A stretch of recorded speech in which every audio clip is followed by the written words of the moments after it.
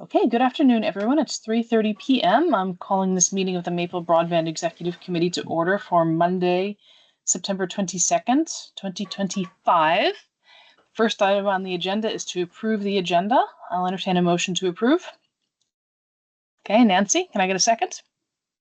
Shannon? Any edits or changes to the agenda? Nope. Okay, hearing none. All in favor, raise your hand or say aye. Okay, that's all of you. Approval of the minutes from August 26th and September 3rd. Those were both distributed. I'll entertain a motion to approve.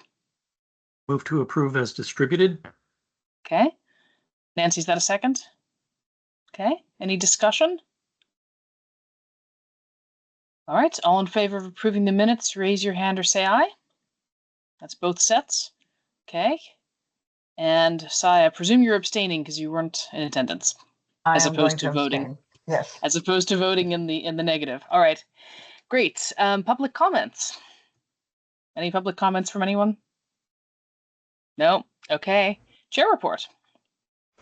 Make it real short. We do have a fair amount of ground to cover in today's meeting, and I think all of you are aware that the one caveat, I'll call it, that to everyone being able to accommodate our executive meetings at this time on this day is that we are only going to have Sai for about the first 60 minutes.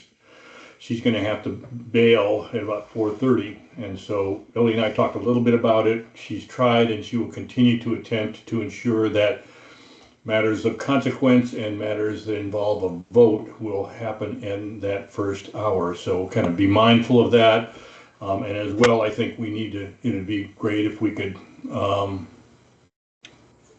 we go. It would be great if we could continue to kind of keep that in mind and kind of work our way through the items as quickly as possible. Ellie Zapata should have received everything. I did include her on distribution list, so I'm surprised that. Oh, Zapata, did you look at Zapata at maplebroadband.net? No. Okay. That would be why. There we go. I don't even know how to access any of that, I guess. I was thinking it would be, yeah. We can sort that out. Yeah, we can sort that out. I thought I sent you instructions on how to do that with a temporary password to your old email, but you may have missed it, or maybe it's sitting in my outbox. But let's sort that out offline. In the meantime, Yep. Could someone forward Zapata the items for today? And I apologize that you're not prepared, Zapata.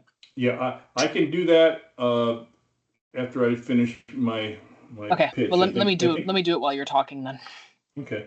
Are you saying that Monday's always going to be a problem for Sai, or just today? I have a standing other commitment every Monday. And there's no other day we can find that will work for everybody?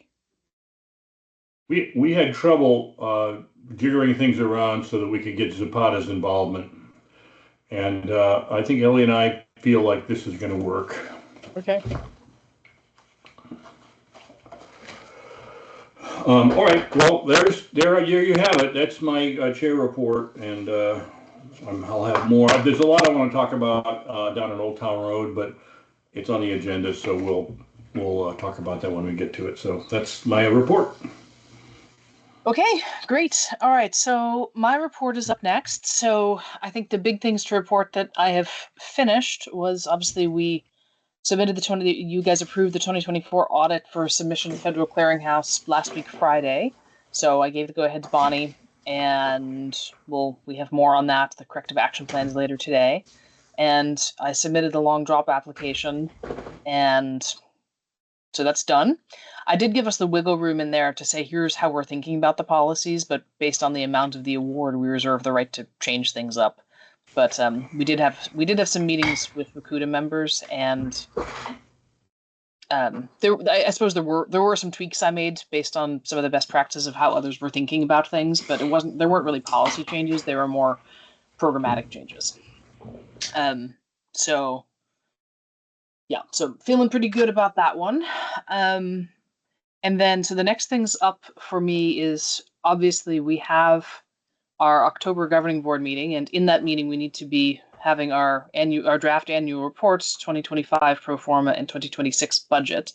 So in preparation for that, we have a finance committee meeting next week, Tuesday afternoon, and I've told them I'll do my level best to get the materials as soon as possible before that. So I've been working somewhat feverishly on trying to pull together a pro forma and 2026 budget. And I'll give you guys the editorial comment that I gave to them because you'll be seeing it after. And that's actually one of the things I want to talk about when we get to the end about scheduling the next executive committee meeting, because right now we're not scheduled to meet until the day before the governing board, which is after the board pack goes out, which would not give you guys a chance to have a look at these draft materials before they go to the governing board. So just keep that in the back of your head so we can talk about whether you're okay with that arrangement or whether you want to change the date of the next executive committee meeting to give you eyes on those draft materials. I mean, it's certainly not the last bite at the apple, but you still may want to have a look at them. So on the budget side, there is obviously, Zapata, this will be new to you, but the rest of you, it's no surprise. Essentially, we have an operating budget and a capital budget, and we've typically had those separated in the drafts where we have our projected revenues and then our projected operating expenses and then our projected capital budget.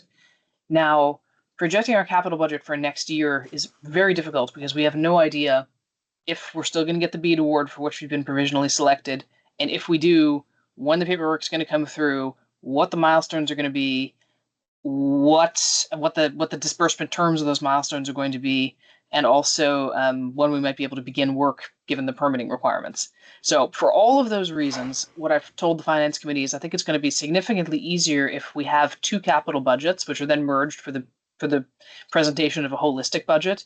And so for governing board purposes, we can talk about what's going on behind the scenes or for anyone who's really interested. But for the most part, for the finance committee and for you guys, it's going to be a heck of a lot easier if you see two different capital budgets, because the ARPA one is easy. We need to spend down those construction grants before the money goes away, right? So from a budget perspective, that's really easy. It's just trying to figure out what category it's going to go into within that. But the BEAD one is so much in flux that I'll take a crack at it, but the only thing we know about it is it's going to be very wrong.